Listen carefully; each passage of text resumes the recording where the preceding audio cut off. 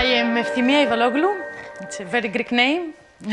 Sorry for the English in the presentation. My Dutch is not yet good enough. I have only been here for 5 years. And I should stop using this excuse. I work at TU Delft. I am a scientific programmer there and also a postdoctoral researcher. And I work at the research group with Feline Hermans, who is here, the lovely octopus there with the scratch blocks. And I would like to know a little bit about you too. So I don't know how many of you have experience with working with children. Or, yeah, oh, a lot of people, that's very good. Are there any teachers also here? Or maybe parents? Oh, okay, many, me too. I will break your heart a little bit after watching the presentation. Yeah, well, there are some facts. Well, I will show you here, I will talk about the work that we have done about how children code, and we have specifically focused on Scratch. I don't know how familiar everyone is with Scratch. Do you have any experience with Scratch? Okay, yeah, a lot of people, yeah. Well, so a short introduction, it's a visual programming language that was developed at MIT as a stepping stone for children to the more advanced world of computer programming. So it looks a little bit like this.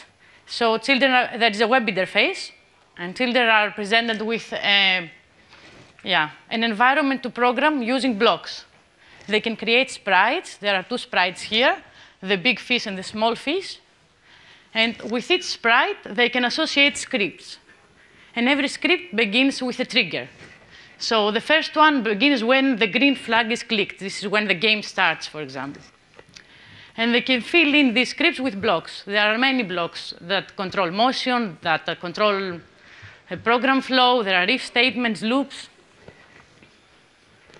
The thing is that Scratch is becoming very popular. Currently, it has around 13 million registered users. And it is increasingly popular. You can see that. After 2013, when they introduced the web interface for programming, more and more people are using it. And those people are mostly 10 to 16-year-olds. These are statistics from the Scratch website. And they are from all over the world. So we know that also in the Netherlands, some schools have started teaching Scratch. Also some elementary schools too. It depends on the teacher. And I don't know how many of you are familiar with the Code Challenge. It was, yeah, cool. Well, there was a world record of, that was in Australia, I think, of 10,000 children programming simultaneously. And just last month, we broke it here in the Netherlands with 11,000 children that were programming in Scratch. So we actually know that there are 11,000 children now in the Netherlands that know how to program in Scratch, at least a little bit. And since it is so popular, and it is increasingly popular, we were wondering, actually, how do kids code in Scratch? We wanted to know if they actually create real programs. So do they create programs of some significant size and complexity? And do they actually learn how to use programming concepts and features? Do they learn how to use if statements and loops? And we also wanted to know, do those programs that kids write suffer from code smells, just like our programs don't? So how do we go about exploring that? We thought, OK, we will do something very basic. We will take a lot of programs that have already been created around in the Scratch repository, and we will study them, and we will look through them, and we will try to find answers to our questions. Only problem is that MIT does not really actually just share the programs that they have. There are many things that are related to that. So this dataset does not exist. No dataset that is current, exists. So we thought, since we cannot find it, we will create it. And this is where it's useful to also be a programmer a little bit. So we actually downloaded all programs that were shared in the Scratch website for 24 hours. And we managed to get the JSON files for 250,000 of them. And then we parsed those JSON files, and we flattened them into CSV, and then, OK, no one can actually work with CSV. So OK, this dataset is also available. It is open for other researchers to use too. So we imported them to database, and then it's pretty simple to analyze Scratch programs. So we just use standard SQL queries to analyze them. So what we found, in terms of size and complexity, first of all, we found that Scratch programs are simple. Most of them are really small. 75% of them have up to 5 sprites, have up to 76 blocks. If you think about like in terms of lines of code, 76 blocks is really a very small program. And then just to indicate how simple they are, this is like the average. So we really divided the whole data set and we found the average program. And this is it. The average program has 2 sprites, 5 scripts, and 29 blocks. It is this one. And then we thought, OK, they are small. Are they simple? And yes, they are. So most of them are really simple. To evaluate that, we use the McCabe cyclomatic complexity metric. So this counts the number of independent paths through the program, through a program's source code. And the first script, for example, has a cyclomatic complexity of 1 because it has only 1 execution path.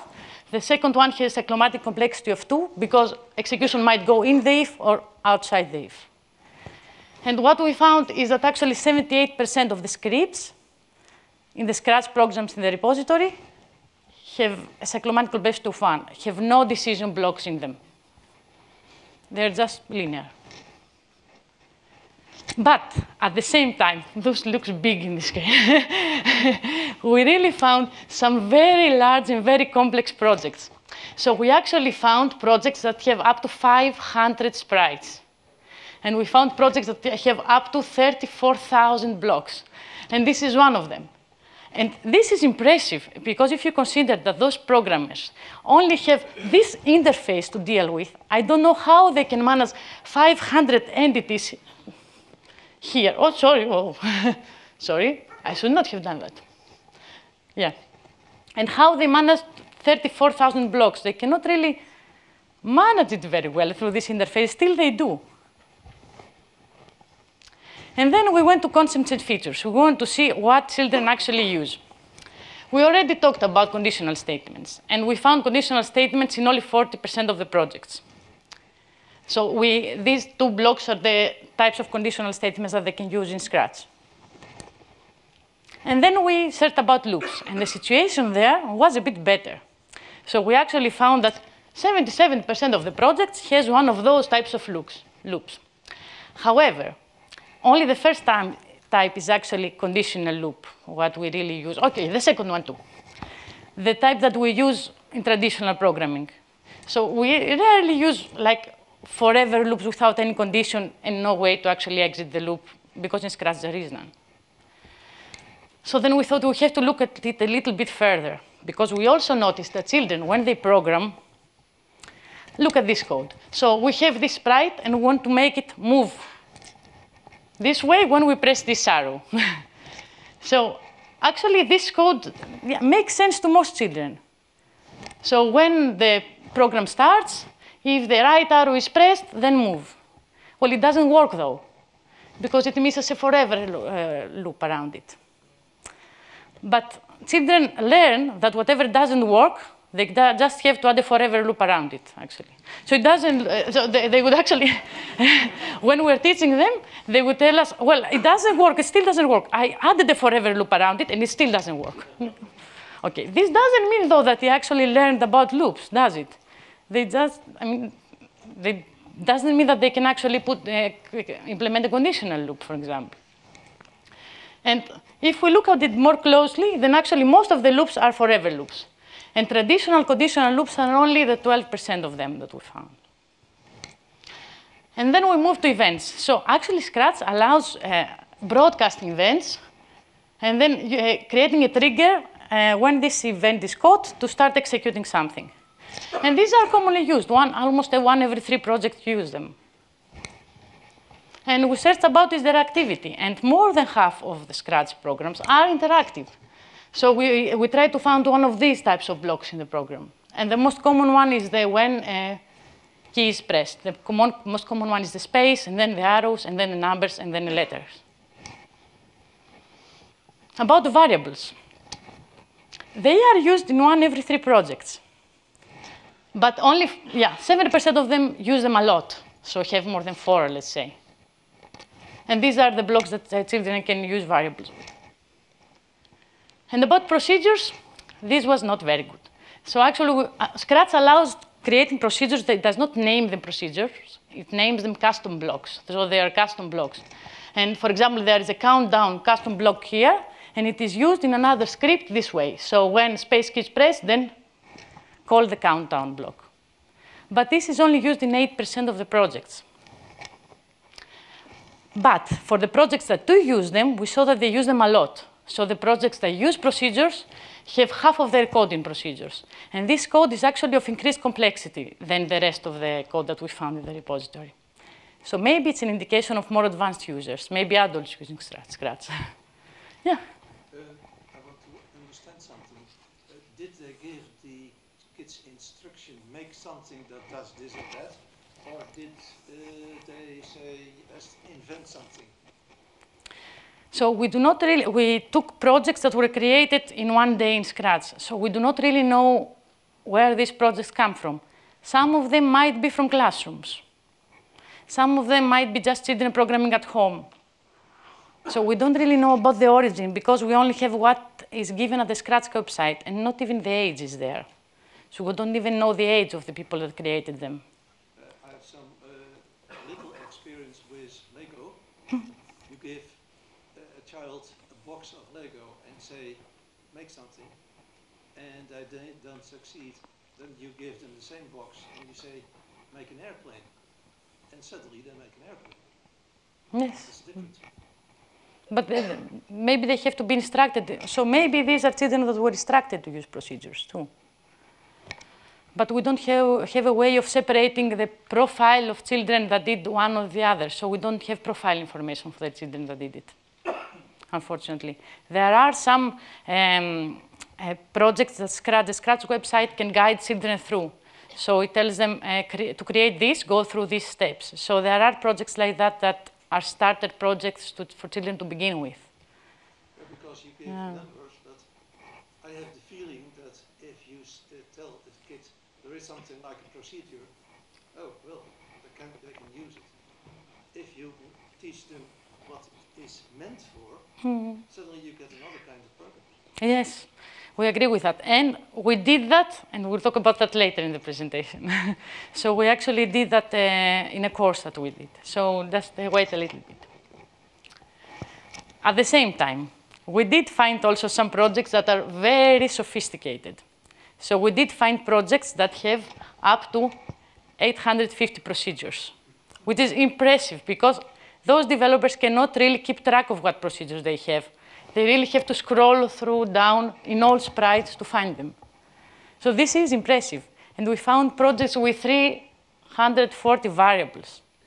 We even found recursive procedure calls. A small number, but we did find it. So actually, this is very, very impressive. And then finally, we went to code smells. And here we first examined the duplicated code smell. So if you take a look at those two scripts, you can see that there is here some code duplication. So the values of the parameters are not the same, but the code is the same. And we did find this type of smell in 1 every 4 projects in the repository. And then we searched about this large script smell. And we found that actually 30% of the projects have scripts that are more than 18 blocks. And finally, we want to search about the dead code smell. And we examined 4 types of dead code. So if you look at those 4, actually, none of these do anything. The first one misses a trigger. The second one is a procedure definition for a procedure that is never invoked. And the third one is a trigger without any code below it. And the fourth one is triggered when a signal is received, but the signal is never actually sent in the program. And we found that those dead code smell is actually in 28% of the project. And the most common case was those disconnected trigger and functionality blocks. But the thing is, they are common code smells. But do they really matter for kids? So, OK, we know that they are common, but is that important? So we wanted to see if actually kids are, sorry. This is completely new to me. I missed something. Is there a way to add comments for the To add, sorry? I don't think the language is self-explanatory. Is there any way to add labels like, the purpose of this is, because then you understand their thinking. If somebody, if it's an adult or a kid, makes a program of 500 procedures, do they have any idea what every part is doing? And when they are able to describe, this is meant for, then you can find out why they did something wrong. No, we did not examine comments. So I think there is a way to add comments. But yes, that's a very good idea for the future, actually. But, and also it will take some, maybe natural language processing, so, or we cannot do it at scale easily. But it's a very good idea for the future, yes. Thank you. It even counts for us. If somebody has a problem and he goes to a colleague and says it doesn't work. If you only ask what was the meaning of this, then sometimes it's already solved. Yes, yes, very probably, yes. Why would Thanks. we add comments? I mean, when I started programming Basic, I certainly did not use any comments.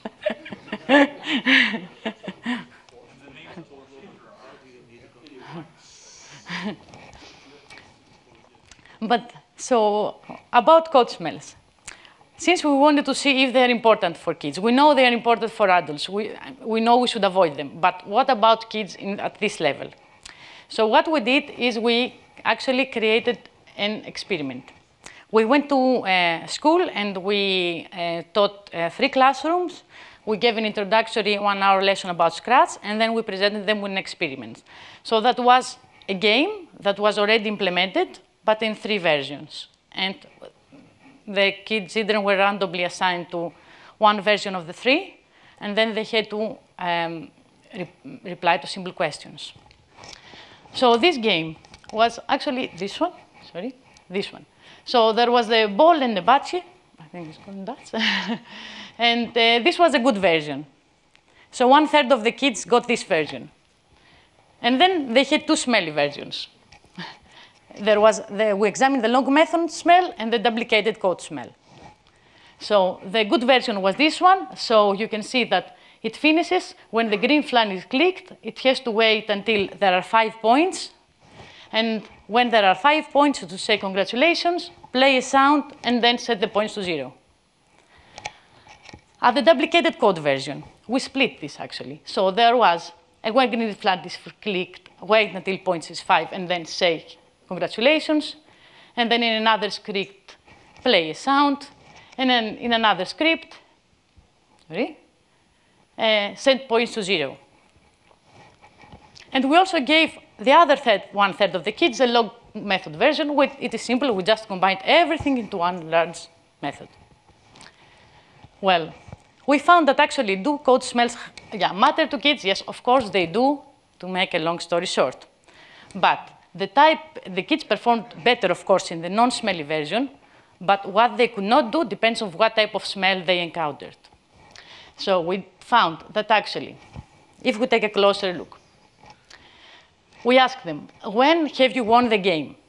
And then this is the good version. And then there is the long method version. And we did find that understanding for them when the player has won in the long method version was much harder for them. So they performed significantly worse, the children that got the long method version. But for the duplicated code version, they had no problem. So they could really say that it is when he collects 5 points. It did not affect them at all. But then in another type of question, make the game go to 10 points. They had no problem when they were with a long method version. But they did have a problem when they got the duplicated code version. Because instead of changing it only to one place, they had to change it here and here and here. And almost none actually remembered to change it to all 3 places. So we found that actually code modification is hampered most by code duplication. So we found that actually smells are bad. And also we found that smells are common. So this is a problem. And then what do we do about that? So the solution is, I think, not to change the language, because it's not language dependent. I mean, it's something that children have to learn to avoid. So the solution for us was to educate them. And then we try to see if it is possible to educate them on that. And we did that by creating a massive online course on Scratch. So you can find this on EDX. It is now running on self-paced mode, but it ran on July and August, and it was, it was very popular. 3,000 children actually enrolled. I can show you the first video of it. So it is Feline Hermans that is giving the course. It is in Dutch. It's not me, obviously. Let me see. I hope we have sound. Oh, what happened here? In deze online cursus ga ik je stap voor stap in 6 weken leren programmeren met Scratch. Iedere week maken we een ander spel en ik ga je helemaal uitleggen hoe je de spellen in elkaar moet zetten. In het eerste filmpje gaan we werken aan dit spel. Giga, onze vriendin, je ziet haar in de linkerbovenhoek, zit opgesloten in een doolhof. En ze moet ontsnappen door de sleutel onderaan het doolhof te pakken. We gaan haar besturen en zorgen dat ze door het doolhof heen kan navigeren. Tot ziens in het volgende filmpje. So yeah, it is still running if you have children that want to take it. And, oh, sorry, let me see. Yes. So 75% of the children that are enrolled were between the ages of 7 and 11. And if we take a look at the student profile, so the average student was Dutch, 8 years old, a boy without any programming experience that was taking the course at home with a parent, with support from a parent. We gave them a questionnaire at the beginning to determine this information. And we would walk them through on each lesson into implementing a program. So there were 6 lessons, 6 different games. And what we did without actually advertising it was in every lesson we would actually teach them a little bit about debugging and a little bit about code smells and how they should avoid duplicating code and how they could create procedures instead of copy-pasting code and how they should split long methods into more logical blocks. And we would do that while walking them step by step in the instructions. Well, yeah, this we didn't like very much. So actually, the first video was watched by 2,000 students, almost 2,000 students. And then the last week of the course, there were still 150 active students. We were so disappointed until we actually realized that, okay, this is common. In massive online courses, actually, this is the retention rate. So more or less 5 to 7%. This is what it is. We can go to this address. There was a very nice project that summarizes the retention rates of massive online courses from Coursera, EDX, different platforms. And this is what is expected, actually. But still, we wanted to find out why this happens. So what were the characteristics of students that actually stayed until the end of the course and would qualify for a certificate? And what were the characteristics of students that would drop out? And you are a very lucky audience because it's the first time we present this. We just submitted this for publication 2 weeks ago, and it's still under review, so it might not be valid too. Well, in order to find what affects children, we wanted to use their profile data and also their data about their behavior in the first week of the course. And we examined different factors. So their profile, their age, if they were programming alone, their experience, and also their behavior in the discussion forum, their behavior related to the course videos, and their behavior related to the questionnaires and how well they did there. And what we found? Well, this is what broke my heart as a parent. Well, the children that were following the course with the parents were less likely to actually finish the course. Yes, we're in software engineering, so it's not actually our job to explain that. But I was thinking about it a lot, and okay, as a parent, I have some ideas why this happens. And also the other factor that was negative was the children that joined later the course. So if the course was already running in the 3rd week, and someone would join then and watch the videos of the first week and then the second, he was less likely to finish. But maybe this has to do with the fact that we would send emails every week about the material, about how they were progressing, and those who joined late, they could not follow that very well. And the children that did finish had the common characteristics that they were actually good students. So they had tried all questionnaires in the first week, and they got a good grade, and they also had a failed answer. So this is just, I think, maybe a byproduct of trying all questionnaires in the first week. And it was very good to find that it had nothing to do with the gender of the children or the age of the children, their possibility of finishing the course. And then having done that, we're also interested, well, this is what we did, why we did it mostly. We wanted to see if they actually get it. So do they get it, what we are teaching to them? Throughout the course, we had spread 64 quizzes and 2 tests, an interim test and a final test. And there were many questions in there, and we wanted to examine how well they would perform in questions that were related to smells and in questions that were related to different programming concepts. What we found, that actually they can learn about smells. Well, as far as we can evaluate through questions, they seem to understand things that had to do with good name, with application, with dead code. But we did find some differences in the children that were related to their age, actually, and how well they would get programming concepts. What we found is that you can see here that at the age of 12, they start to perform very well in comparison to how younger children perform. And this difference was significant, especially in the case of questions that had to do with operators and procedures. And operators, this is mostly for questions that had to do with logical operators and procedures. So what we think is that maybe we have to wait until the age of 12 years old, or maybe until they get into high school, and maybe be introduced in more advanced mathematics in elementary school, until we start teaching procedures. This is an indication. So to sum up, we studied 250,000 Scratch programs, and we found that they are small, simple, and smelly. We also examined smells. We did an experiment, and we found that smells are bad for children. At the same time, we found that there are many big and complex projects, and we really enjoyed looking through them. This is what we do in our free time. And you can get the IDs of those projects at our dataset. So we have a separate folder, extreme cases. So projects with more than 100 variables, projects with more than 500 procedures. Because we just like loading them up and see what users actually do there.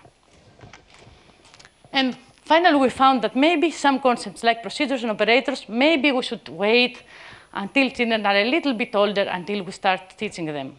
Maybe they cannot get it before. This is just an indication. So there, thank you.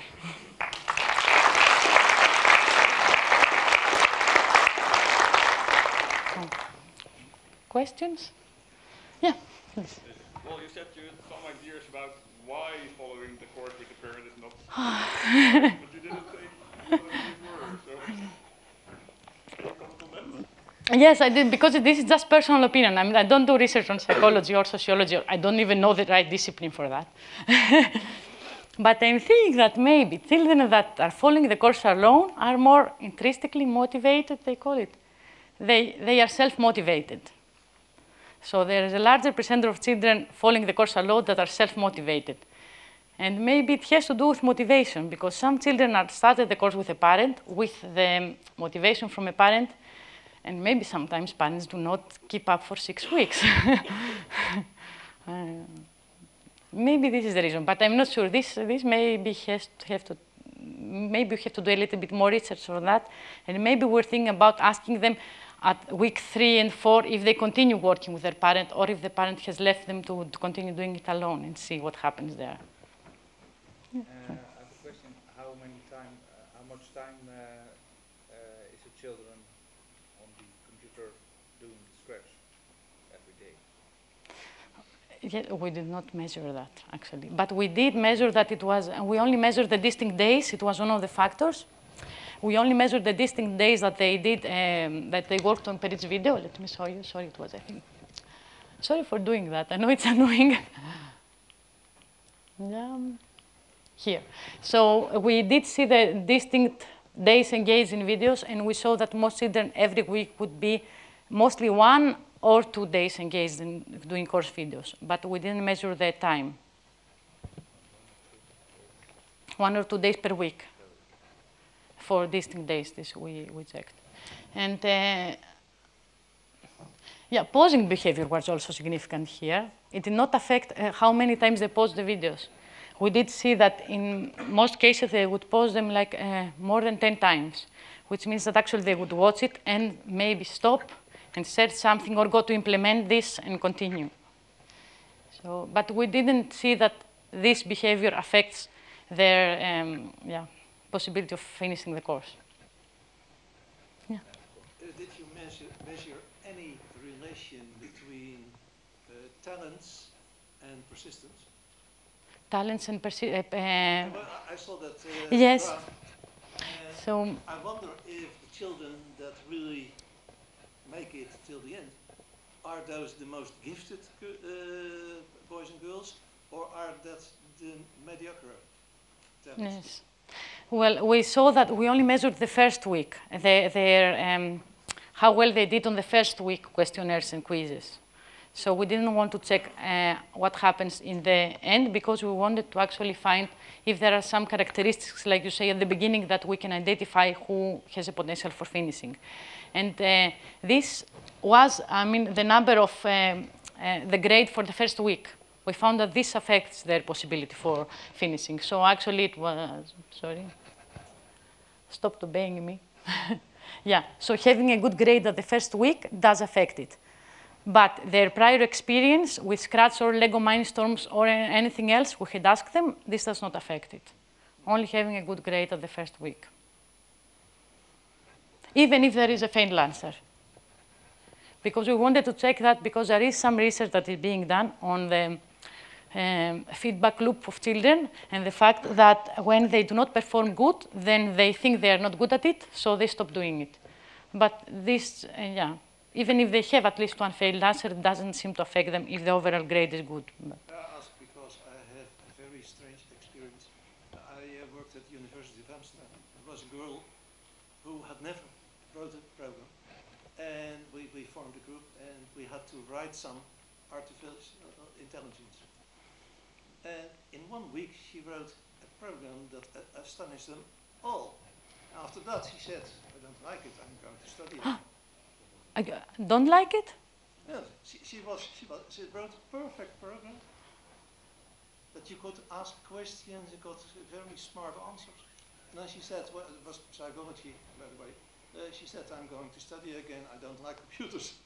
So maybe if you're too intelligent, you are probably not fit for this kind of... Yes.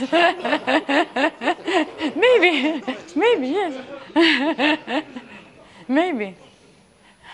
And this is strange, because now that you mention it, there was a research that was recently published that had to do with this circle for women and men, and it actually found that the feedback loop for women works much better.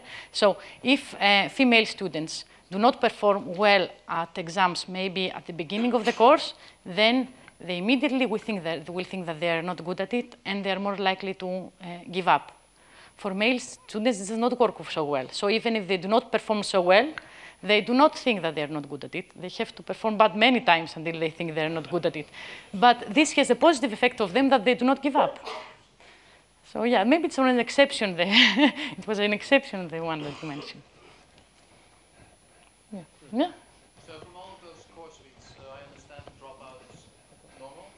What did you do to keep them motivated? Like, did you just tell them what you can do with programming, or did you tell them like you can make these amazing things and all that? What did you do with motivation to keep them active?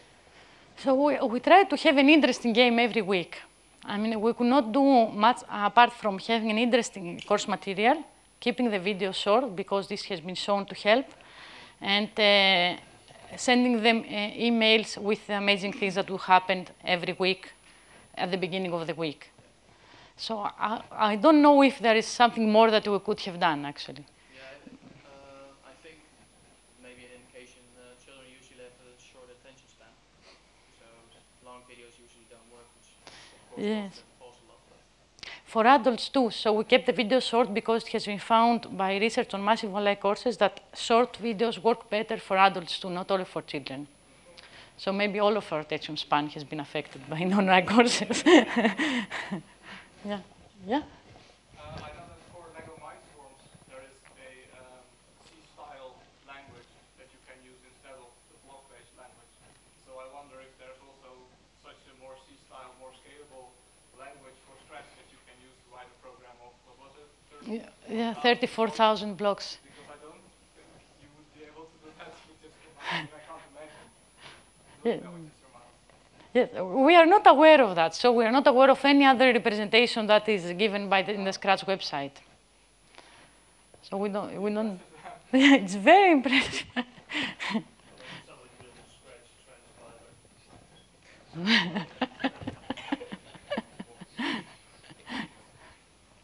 Yeah. Yeah. That's okay. This is TU Delft, right? Yes. Will there be any workshops at the Science Center?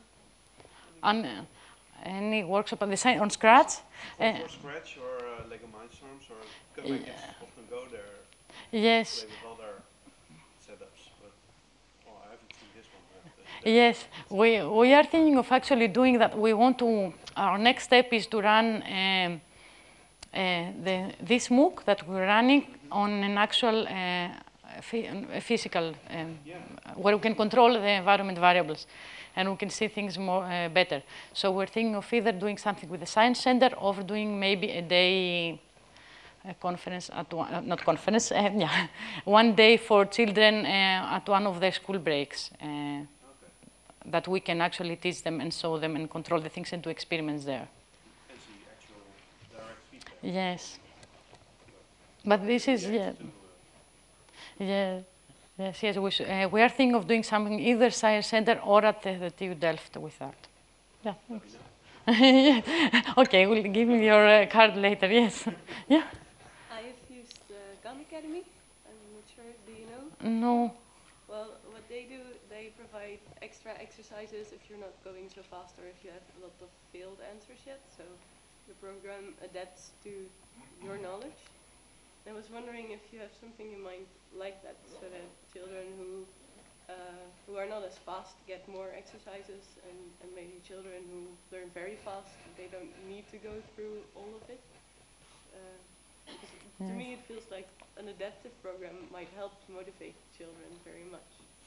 So I don't know, what are your thoughts? Yes, although that's a very good idea also for, I think yes, we should first test this in a physical setting, of course, and then on a MOOC, because in a MOOC we assume that if a child cannot go so fast, they can still go back and watch some course videos again, and they can also go to the forum and ask questions. But yes, I don't think we actually can adapt the online course on EDX based on children. Yes, but yeah, that's also needed. I should keep taking notes. I should be taking notes here. Yeah. Yeah. Please. A feedback to keeping track of the procedures. If I look at Scratch or Lego Mindstorms with my kids, I always have problems keeping track of the procedures we are defining. My kids not so much. Do we have feedback from your kids in the MOOC? How they feel towards Scratch or the Mindstorm sets? My impression is that it's easier for them to cope with the blocks and stuff like this. Yes, we know that we have answers to questions about how you found it only from the final questionnaire. But the final questionnaire was actually answered by, I think it was by then maybe 50 children. So it was a few children that really loved it, of course. And this is why we chose not to present results from that, because it's already too biased. It's only the children that really loved using Scratch to work that were answering it. So yes, we are thinking that we should get asked questions like that maybe the second or third week. Because I have the impression the kids are not so, they don't have those problems keeping track of all those blocks inside the programs like I have, for example. Yes, maybe they don't, but still it's, if it go, I don't think it was kids that created programs with 100 procedures for it. I don't know, maybe they wanted to test the limits of Scratch, but maybe. But I don't know, still you have to go through scroll down, scroll left, and go through all sprites to find them. Yeah. Yeah. So, yeah. You said that the kids who filled out the questionnaire at the end were the ones who might be more motivated. Wouldn't you have the same bias when you do it during like a school break? If you do it like a day, then you will have only biased, positively biased children in your course. Yes. Same issue again. Yes, of course, yes. But so then it's the design of the experiment. If we do something during, so if the children are self-selecting to come and do it, like the MOOC or a course on TU Delft, then we can only measure things about, okay, if they get it, at what age they get it, comparing between them, for example. And then we want to work with actual classrooms where the children cannot really self-select and measure other variables. Yes, we have to do that, yes. Okay, if there are no more other questions? No? Okay, then thank you very much. Thank you.